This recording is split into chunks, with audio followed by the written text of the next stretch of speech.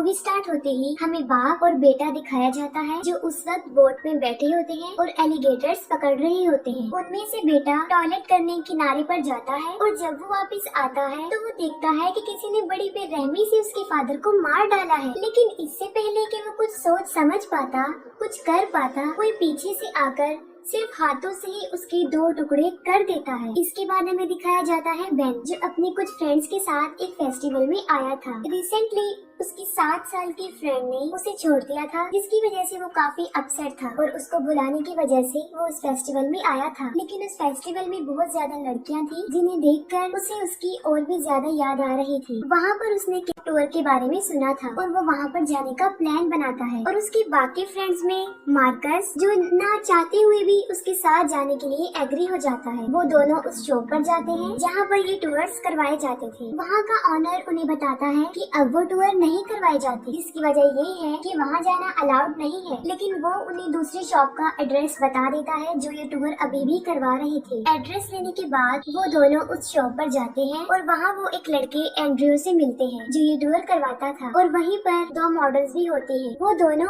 अपने डायरेक्टर डग के साथ इस टूर पर जा रही थी। टिकट्स लेने के बाद वो दोनों टूर बस में जाकर बैठ जाते हैं और वहाँ पर और भी लोग होते हैं जो कि उस टूर पर जा रहे थे। एंड्रयू उस बस को ड्राइव करके शॉप तक ले जाता है और वहाँ जाकर वो सब लोग बोट में बैठ जाते हैं। एंड्रयू बोट स्टार्ट कर उन्हें वहाँ से ले जाने ही लगता है कि कुछ दूर पर एक आदमी उन्हें चिल्ला चिल्लाकर वहाँ जाने से मना करता है, लेकिन वो लोग उसे पागल समझकर इग्नोर कर देते हैं और आगे बढ़ जाते हैं। एंड्रयू उन्हें उस शॉप का टूर करवा रहा था और क्योंकि वो एक हॉन्टेड टूर था तो वो साथ साथ उन्हें डराने की भी कोशिश कर रहा था। शॉप के किनारे उन्हें एक घर दिखाई देता है। एंड्रयू उन्हें बताता है कि ये घर यहाँ के अर्बन लेजेंड विक्टर क्राउली का है। वो बताता है कि क्राउली बहुत ही ज्यादा बदसूरत था, जिसकी वजह से उसके फादर ने खुद ही उसे एक हैचेट की मदद से मार डाला था और आज भी क्राउली अपने डैड के लिए, अपने फादर के लिए इस जंगल में रोता है। तब मैरी बेथ कहती है कि ये घर और वो कहानी जो वो सुना रहा था दोनों ही फेक है। फिर कुछ दूर जाने के बाद उनकी बोट काफी बड़े बड़े पत्थरों में फंस जाती है। वो सब लोग उसे निकालने की कोशिश कर ही रहे होते हैं कि अचानक बारिश आना शुरू हो जाती है और उन लोगों की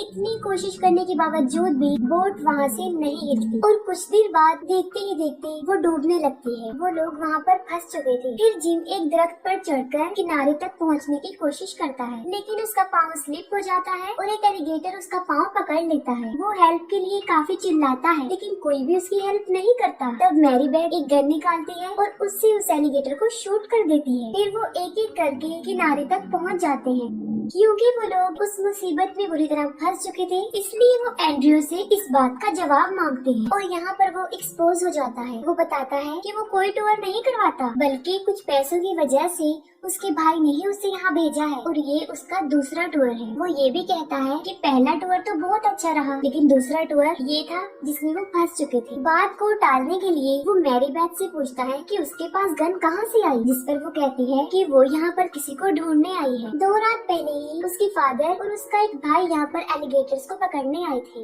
और वो घर वापस नहीं आए तो वो उन्हें यहाँ ढूंढने आई है और वो दोनों वही थे जिन्हें किसी ने बड़ी बेरहमी से मार डाला था। वो कहती है कि जितनी जल्दी हो सके हमें यहाँ से निकलना चाहिए, वरना हम सभी मारे जाएंगे। लेकिन कोई भी उसकी एक नहीं सुनता और वो सब वही रुकना चाहते हैं और वो कहती है कि ये विक्टर क्राउली का जंगल है और तब वो उनके सामने उसकी असल स्टोरी को नरेट करती है। विक्टर क्राउली बचपन से ही काफी बदसूरत था और इसी वजह से उसके फादर उसे सबसे छुपाकर घर में ही रखते थे। वो उसका इकलौता बच्चा था, तभी वो उससे बदसूरत होने की वजह से भी प्यार करता था। बाकी बच्चे विक्टर को काफी डराते थे और उसका मजाक भी बनाते थे और यही वजह थी वो दोनों सिटी से दूर इस जंगल में रहा करते थे। और एक दिन हैलोवीन की रात जब विक्टर का फादर घर नहीं था, तब कुछ बच्चे उसके घर जाकर बाहर से उसको काफी परेशान कर रहे होते हैं। वो बच्चे पटाखे जलाकर घर के अंदर फेंक रहे थे ताकि डर कर विक्टर बाहर आ जाए, लेकिन उन पटाखों की चिंगारी से घर के दरवाजे पर आग लग जाती है और विक्टर क्राउली अंदर ही फंस जाता है। और इतनी ही देर में विक्टर के फादर वहाँ पर आ जाते हैं और उन्हें देखकर वो सारे बच्चे भाग जाते हैं। उसके फादर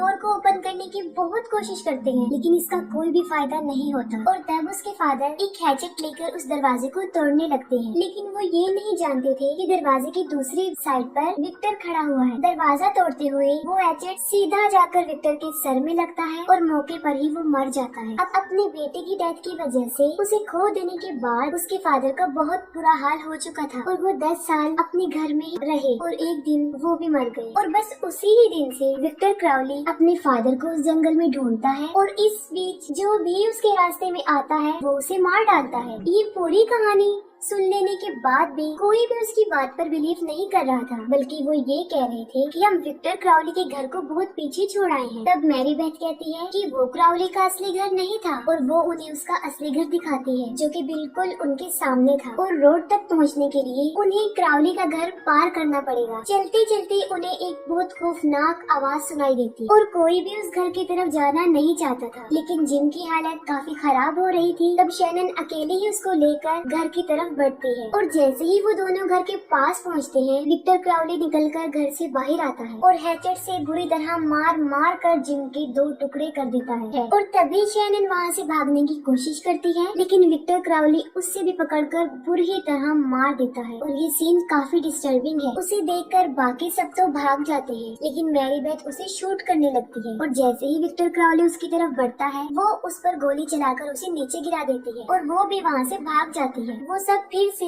मिल जाते हैं, लेकिन उनके दरमियान डग नहीं था और दूसरी तरफ हमें डग दिखाया जाता है जो अकेला ही भाग रहा था और भागते भागते वो विक्टर से टकरा जाता है और विक्टर क्राउली गर्दन मरोड़ कर उसे भी मार डालता है। उधर दूसरी तरफ वो सब वहाँ से निकलने की कोशिश कर रहे थे, लेकिन घूम फिर कर वो फिर से उस घर के सामने आकर खड़े हो जाते हैं। तब मैरी बेथ कुछ हथियार ढूंढने उस घर में जाती है और उसके साथ बेन भी जाता है और वहीं पर मैरी बेथ को उसके फादर और भाई की डेड बॉडी मिल जाती है, जिन्हें देखकर उसका बुरा हाल हो जाता है। इतने दर्दनाक तरीके से मरा हुआ देखकर वो बहुत रोती है। दूसरी तरफ उन लोगों को झाड़ियों में से किसी की आवाज आती है। तब मार्कस चेक करता है तो वो किसी जंगली जानवर का छोटा सा बच्चा होता है और तब वो बेफिक्र हो जाते हैं। तभी विक्टर क्राउली वहाँ आकर मॉडल जेना को पकड़ लेता है और वो बेल्ट सैंडर मशीन को उसके मुंह पर चला देता है। उसे देखकर मैरी बेथ का बहुत खून खोलता है। वो अपने कंट्रोल से बाहर होकर उस पर अटैक कर देती है, जिससे वो नीचे गिर जाता है और फिर बेन मैरी बेथ को खींचकर वहाँ से ले जाता है। मौके का फायदा उठाकर एंड्रियो विक्टर क्राउली को मारने लगता है, लेकिन क्राउली बड़ी बेरहमी से उसका सर धड़ से अलग कर देता है और बहुत दर्दनाक तरीके से उसकी भी मौत हो जाती है। जैना में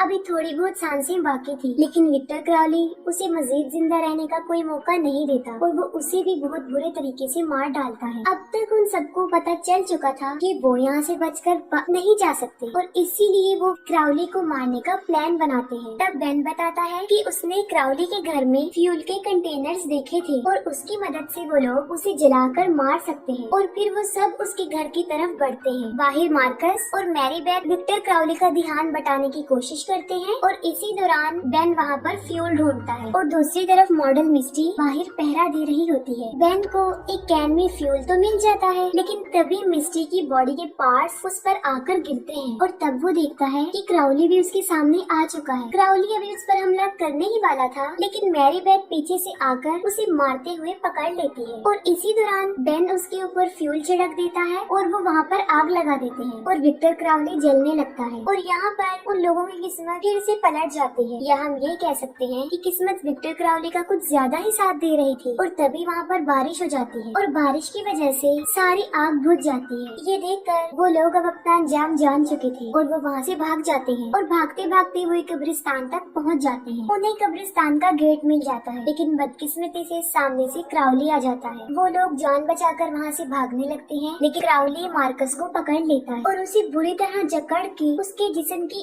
एक एक हड्डी तोड़ देता है। बेन अपने बेस्ट फ्रेंड को मरता हुआ देखकर काफी अपसेट तो हो जाता है, लेकिन अफसोस ये कि वो उसके लिए कुछ भी नहीं कर पाता। तब मैरी बेथ उसे लेकर कब्रिस्तान से बाहर निकल जाती है। तब क्राउली गेट का सरिया निकाल कर उन लोगों की तरफ फेंकता है, जो सीधा जाकर बेन के पाँव में लग जाता है। और अब वो लोग अपनी मौत के बिल्कुल सामने थे। क्राउली भागकर उन लोगों की तरफ बढ़ रहा होता है, लेकिन यहाँ पर बेन एक समझदारी करता है। वो सरिया निकालने की बजाय विक्टर क्राउली की तरफ मोड़ देता है और वो सीधा जाकर उसके अंदर घुस जाता है। वो दोनों वहाँ से निकलकर आगे बढ़ते हैं। तब मैरी बेथ को उसके फादर की बोट मिल जाती है। वो दोनों बोट में बैठकर वहाँ से निकल जाते हैं और यहाँ पर ऐसा लगता है जैसे वो लोग क्राउली से बच गए हैं, लेकिन हकीकत में ऐसा कुछ नहीं है। वो दोनों बड़े आराम सुकून से वहाँ से निकल रहे होते हैं। तभी विक्टर क्राउली मैरी बेथ को पानी में खींच लेता है। वो किसी तरह खुद को छुड़ा लेती है और तभी उसे पानी में बेन का हाथ नजर आता है। तब वो उसका हाथ पकड़कर पानी के ऊपर आ जाती है, लेकिन बाहर आकर वो देखती है कि क्राउली ने बेन का हाथ काट कर खुद पकड़ रखा था और वो लोग काफी मुश्किल में थे। क्राउली अब उसे भी पकड़ लेता है, जिस पर मैरी बेथ काफी चीखती चिल्लाती है और उसकी चीखों के साथ ही ये मूवी एंड हो जाती है।